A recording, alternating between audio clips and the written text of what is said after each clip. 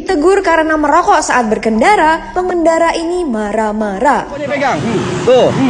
Nih Bapak ini saya tegur ngerokok tapi dia malah marah-marah. Ya kamu yang marah. Wah eloh, viral di media sosial sebuah video yang diunggah pada 11 Juni 2024 memperlihatkan pengendara motor yang nggak terima diberitahu tentang bahaya merokok saat berkendara, tepatnya di seberang apartemen Panoramik, Bandung, Jawa Barat. Jadi guys, awalnya abu rokok pengendara motor tersebut mengenai kaca helm perekam video. Khawatir mengenai mata anaknya yang sedang dibonceng, perekam video mencoba mengingatkan pengendara tersebut. Nggak terima, pengendara tersebut pun mengajak perekam video untuk menepi dan malah menantangnya. Bahkan ia berani memperlihatkan rokoknya dan kembali menghisap rokok di depan perekam video. Jagoan! Belum ada informasi lebih lanjut mengenai kejadian ini, namun menanggapi video tersebut, Kasat Lantas Polresta Bandung Kompol Galih Apria sebut merokok sambil berkendara bisa dikenakan sanksi.